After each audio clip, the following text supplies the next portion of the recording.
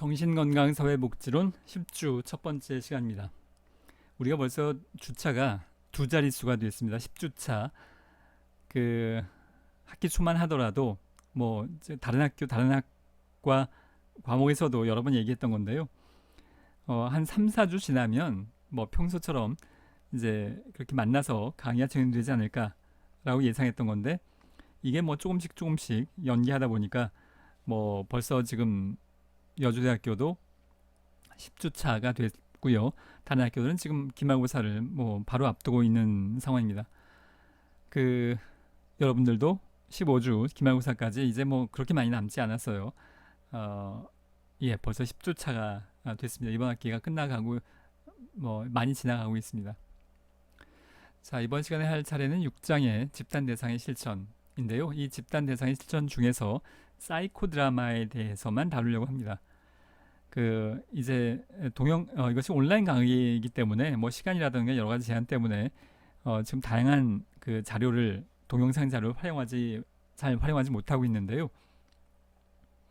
이거 뭐 학기 끝까지 뭐 이렇게 가는 것은 적절치 않아서 너무 이론적인 내용만 하는 것은 적절치 않아 보여서 이 집단 대상의 실천 중에 교재 내용 다루지 않고 아주 뭐 간략히 어디선가 있는 그 사이코 드라마, 여기에 대해서만 집중적으로 이번 주에는 다루려고 합니다. 자, 사이코 드라마, 우리말로 심리극인데요. 사실 심리극이란 단어보단 그냥 외래어처럼 사이코 드라마라고 할 때가 훨씬 더 많이 있죠.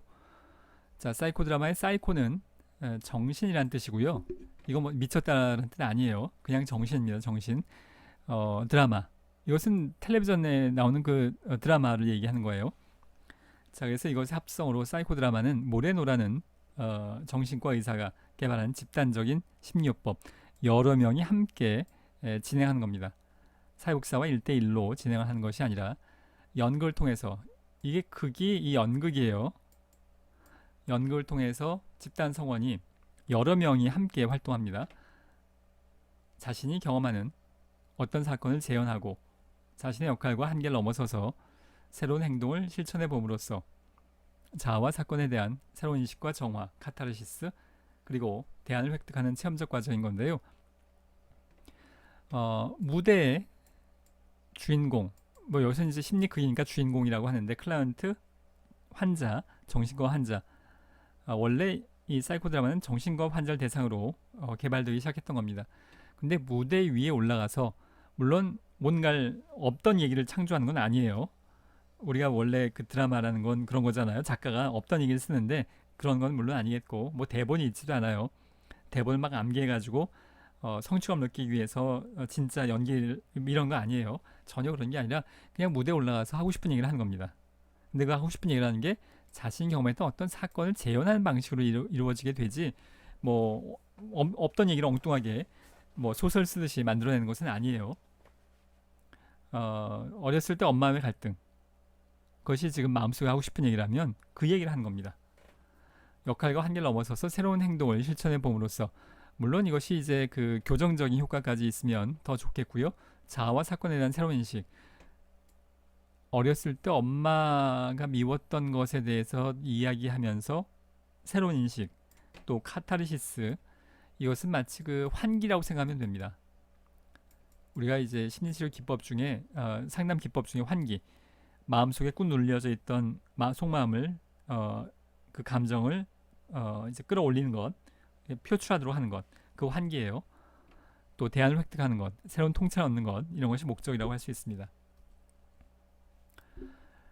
이번에 파워포인트 만들면서 나도 이거 인터넷에서 캡처해 온 건데요. 사진인지 그림인지 모르겠습니다만 눈이 굉장히 커 보입니다. 정말 이렇게 컸는지 모르겠습니다만, 자, 모레노가 이렇게 얘기했답니다. 작은 글씨인데요. 집단 상황에서 이루어지는 심리극은 환자들에게 현실감을 주기 때문에 더 좋은 효과가 있다. 우리가 1대1로 면담할 때도, 1대1로 상담실 앉아서 앞에 책상 놓고 이야기할 때도 자신이 클라이언트의 속마음을 알고 싶은 거죠. 표출하도록 하는 건데요. 이런 상황에서 정신과 의사나 사회복지사에게 1대1 면담을 통해서 이야기하도록 하는 것은 뭔가 자연스럽지 않다는 겁니다. 여러 명과 함께 집단 활동을 하면서, 인간은 사회적 동물이에요. 사회적 존재라고도 합니다만 인간은 600만 년 동안 집단 생활을 통해서 진화해 왔습니다. 우린 태어나면서 유전자에 각인돼 있어요. 여러 명과 함께 살 거다. 근데 1대1로 면담하는 건 뭔가 그런 상황과는 거리가 멀다는 겁니다. 뭔가 여러 명과 함께 활동을 하면서 그것이 훨씬 자연스럽고 자신의 감정을 솔직하게 드러내는데 오히려 훨씬 더 좋은 환경이라는 거예요. 현실감을 주기 때문에 더 좋은 효과를 줄 수 있다고 연구하면서 이제 사이코 드라마가 개발되기 시작했습니다. 사이코 드라마는 현대 심리 치료에서 영향력 있는 방법 중에 하나이고요. 전 세계적으로 널리 활용되고 있습니다. 심리 치료에서 흔히 사용되는 비느자 기법이나 역할 연기, 우리가 롤플레이, 이건 뭐 역할 연기 꼭 사이코 드라마가 아니더라도 사회복지 분야에서 뭐 굉장히 많이 통용되는 용어인데요. 이게 원래 사이코 드라마에서 출발된 기법이라고 할 수 있겠습니다. 연출자 혹은 상담자 또는 사회복지사, 참여자, 클라이언트, 환자의 감정을 심화시키고 엄마가 미웠던 얘기를 하도록 하는 겁니다. 어렸을 때 엄마와의 관계에서 이건 예예요, 예. 과거의 상황을 재창조하고 갈등에 대한 자각을 사실 통찰이 제일 중요하죠. 통찰이 자각을 증진시키도록 고안된 기법들을 제시하는데 이제 잠시 후에 기법을 한 10가지 정도 할 거고요. 심리학은 자발성, 창조성, 즉흥성의 원리에 기초합니다. 자, 본인이 원해서 하는 거여야 돼요. 이게 사이코 드라마다 보니까 관중이 있을 수도 있어요. 제대로 하려면. 자, 근데 관중 앞에서 자기 어렸을 때 엄마가 미웠던 얘기를 과연 이게 잘 될까? 라는 생각을 가지게 되는 건데요. 일단 처음부터 하고 싶은 사람이 올라가는 거예요. 하기 싫은 사람은 안 올라갑니다. 하고 싶은 사람이 그럴 준비가 된 사람이 올라가는 거예요. 막 하기 싫은 걸 억지로 막 시켜가지고 하는 거 절대로 아닙니다. 내가 89년도쯤 대학교 3학년일 때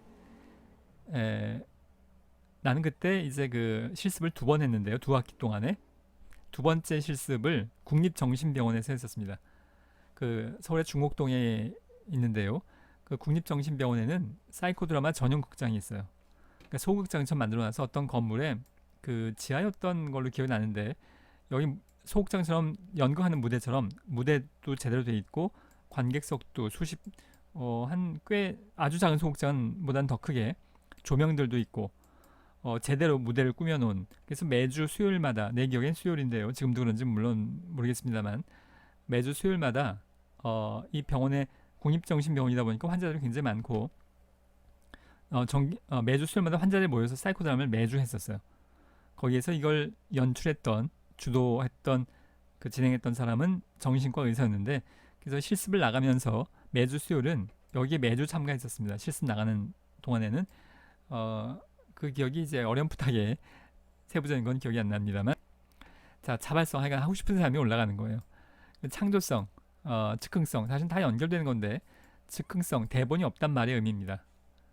대본을 암기하고 뭐 그런 게 아니고 그냥 올라가는 거예요. 그리고 하고 싶은 얘기를 하기 시작하는 겁니다. 그러면서 역할 연기도 하고 역할 전환도 하고 그러는 겁니다. 그런 의미에서 창조성, 사실은 이게 완벽한 사실을 재현하는 건 아니죠.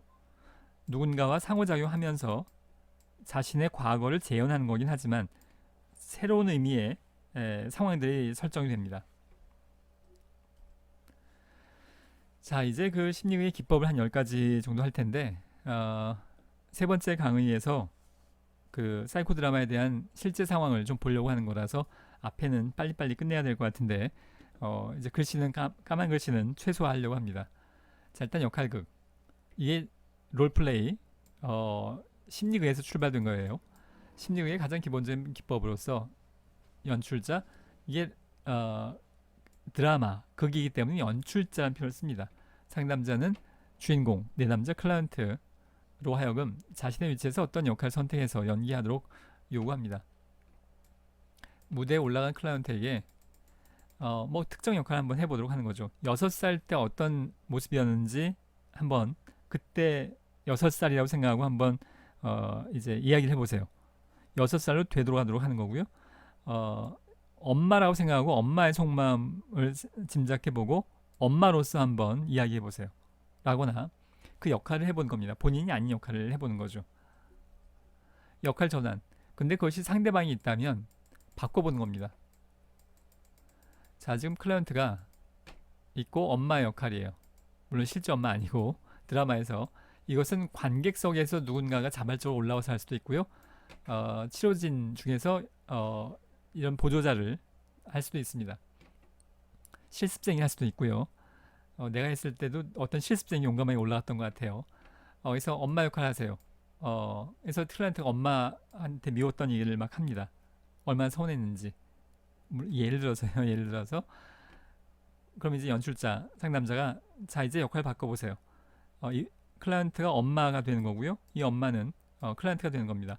그러면 이제 클라이언트가 서운한 얘기를 여기가 이제 클라이언트 역할을 하는 거죠. 이 실습생이라고 한다면 그래서 얘기를 하는 겁니다. 엄마가 한테 서운했던 얘기를. 그럼 이 클라이언트가 엄마로서 마치 제3자인 것 같은 클라이언트가 자기 모습을 보면서 엄마 입장에서 자기 모습을 보는 거죠.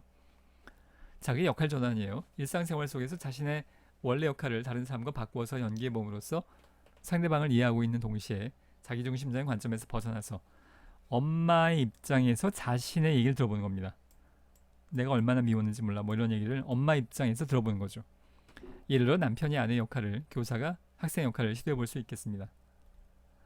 자, 이중자 기법. 이것도 아주 대표적인 기법이어서 앞에 번호에 있는 건데요.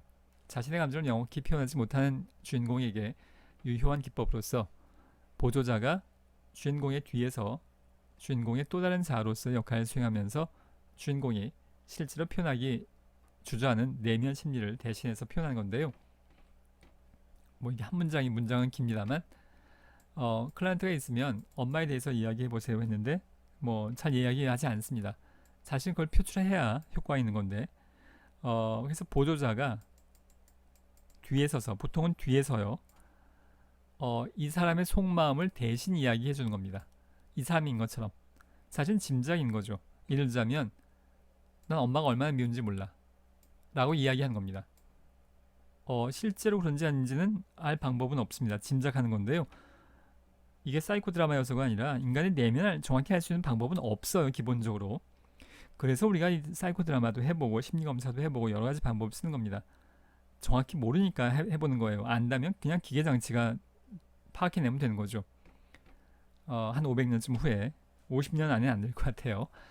자, 그래서 이 사람의 속마음을 그래서 클라이언트를 잘하는 보조자면 뭐 더 좋겠는데 앞에서 뭔가 이야기했겠죠. 간단하게라도 그걸 가지고 짐작해 보는 겁니다. 난 엄마가 미워. 그 얘기를 뒤에서 보조자가 하는 거예요. 근데 더 중요한 건 뭐냐면 실제 미워하는지 안 하는지 보다도 더 중요한 건 이 클라이언트 반응이에요. 그래 내가 참 많이 미웠었어. 아니면 뭐 그러면 또 죽일 거 너무 미워서 죽일 정도로 미웠어 라고 이야기하면 클라이언트가 아니야 그 정도까지는 아니야. 절대로 아니야. 뭐 그럴 수도 있겠지. 그런 반응들이 이 속마음의 표현이라는 겁니다.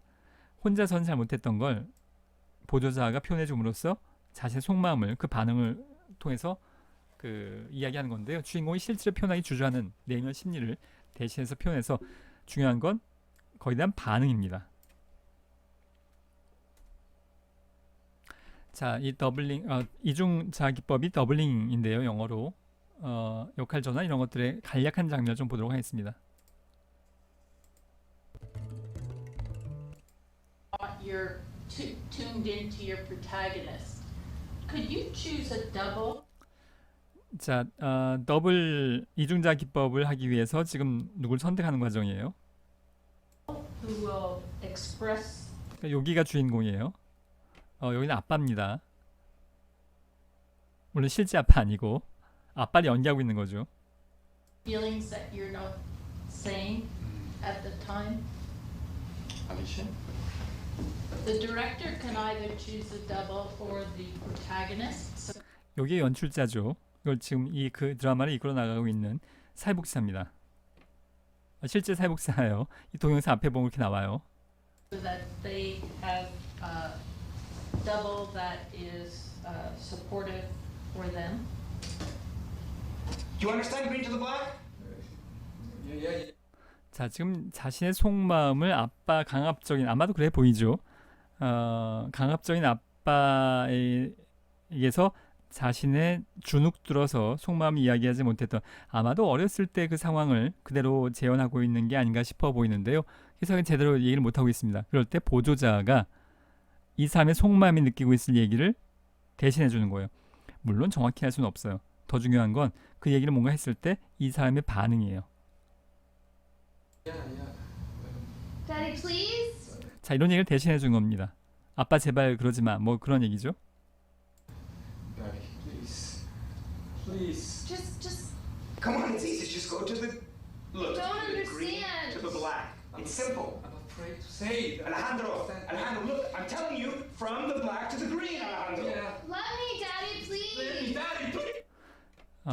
지금 뭔가 잘 이야기하지 못했던 건데 보조자가 이걸 얘기해 줬더니 그대로 따라서 이야기하죠. 이게 더블링 기법인 셈입니다. 잘 주저하면서 얘기하지 못했던 걸 보조자가 이야기함으로써 이걸 그대로 얘기할 수도 있고 다른 반응이 나올 수도 있겠죠. 근데 어쨌든 간에 속마음을 좀 더 명확히 이해할 수 있도록 표현할 수 있도록 하는 과정이라고 볼 수 있겠습니다. Okay, I just want you to understand. Reverse roles. 자, 방금 리버스 롤스 디렉터가 역할 바꿔보세요 그런 겁니다. 아빠와 이 클라이언트가 역할 바꾸는 거예요.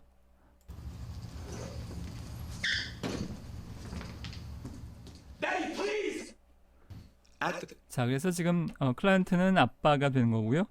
아빠 역할을 했던 사람이 클라이언트 입장이 돼서 역할 연기를 이제 진행을 해나가는 과정이라고 볼 수 있겠습니다. 자, 네 번째로 비의자 기법인데요. 연출자는 비의자를 무대 중앙에 놓은 채 주인공에게 그 의자에 누가 앉아 있는지 그 사람은 누구인지 상상해 보도록 해서 그동안 마음속으로 하고 싶었지만 실행에 옮기지 못한 말과 감정을 쏟아놓도록 유도하는 것. 그러니까 덜렁피크한 비의자 갖다 놓고 클라이언트가 있고요. 여기 엄마가 앉아 있습니다. 하고 싶은 얘기를 해보세요. 10년 전의 엄마일 수도 있고 뭐 미래 엄마일 수도 있고 여기 본인이 앉아 있다고 가정하고 본인에게 하고 싶은 얘기를 해보세요 라고 할 수도 있습니다. 자, 비의자 기법도 뭐 아주 꼭 사이코 드라마가 아니더라도 많이 하고 있죠. 자, 거울 기법입니다. 주인공이 지켜보고 있는 가운데 보조자가 주인공의 역할을 대신함으로써 주인공이 관중의 입장에서 자신의 행동을 이해하고 평가하도록 하는 기법인데요. 보조자는 보통 뒤에 편에 서는데 이것은 앞에서 하는 겁니다. 그래서 보조자가 이 주인공이 앞에서 뭔가 엄마가 밉다던가 얘기를 했겠죠. 그 얘기를 하는 겁니다. 그리고 이걸 바라보는 거예요. 마치 거울 바라보듯이 자신을 연기하고 있는 누군가를 바라보고 있는 거고요. 그러면서 내가 어떤 얘기를 했었는지 저때 내 감정이 어땠는지를 객관화할 수 있는 그런 통찰을 얻자는 것이 목적이라고 할 수 있겠습니다. 그러니까 이 사람이 지금까지 앞에서 클라이언트가 뭐 엄마 미워에 관련된 얘기를 했습니다.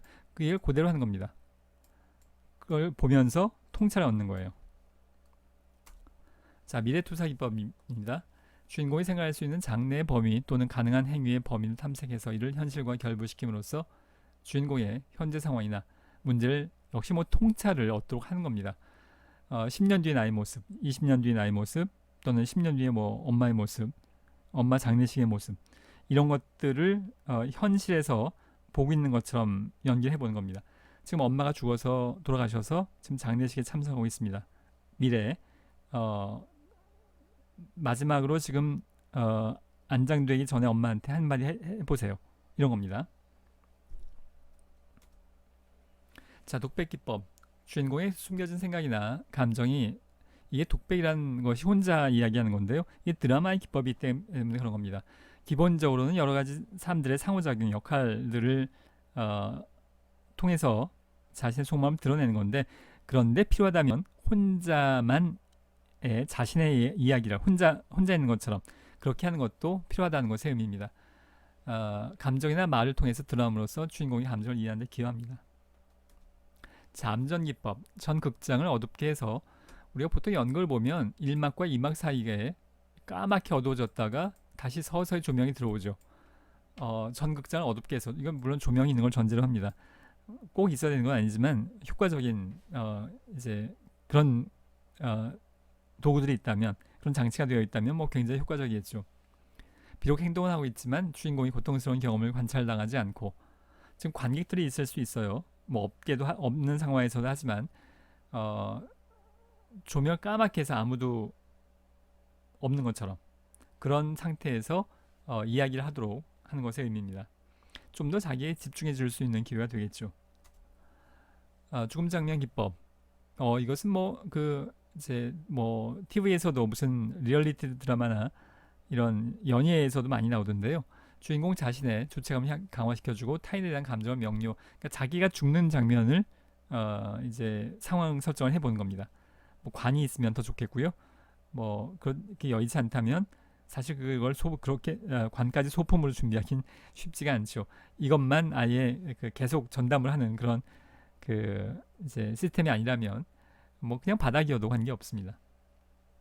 그러니까 내가 관에 들어갔다고 생각하고 그때 하고 싶은 얘기를 하는 겁니다. 자, 마지막으로 마술 상점 기법인데요. 주인공이 바라는 것을 자신의 소중한 무언가와 교환하는 건데요. 이것은 이제 좀 더 설명이 필요하겠는데, 클라이언트가 자신에게는 없지만 갖고 싶었던 것들을 쭉 나열하도록 합니다. 뭐 친한 친구, 뭐 애인, 뭐 재산, 뭐 이런 것들을 쭉 나열하도록 해요. 뭐 건강일 수도 있겠고요. 계산에 백지를 놓고 이제 삼각형으로 접어서 써서 이제 올려놓기도 합니다. 이게 여러 개면 혼동되니까. 그래서 마술 상점이기 때문에 갖고 싶은 거를 한 가지는 마음대로 가질 수 있어요. 뭐 친한 친구, 이게 뭐 가게에서 살 수 있는 게 아닌데 마술 가게예요. 그래서 가능해요. 근데 중요한 건 뭐냐면 현재 가지고 있는 것 뭔가를 하나 내려놓고 그리고 이걸 선택할 수 있어요. 그냥 뭐 내가 가지고 싶은 거 가진다가 아니라 무슨 알라딘 앰플을 이야기하는 게 아니고, 내가 현재 가지고 있는 소중한 거 뭔가를 하나 내려놓고 그리고 하나를 가질 수 있어요. 이걸 통해서 가치 명료화, 나한테 정말로 소중한 게 무엇인가를 거기에 대한 통찰을 얻도록 하자는 것의 의미라고 할 수 있겠습니다. 자, 이번 시간은 여기까지 하도록 하겠습니다.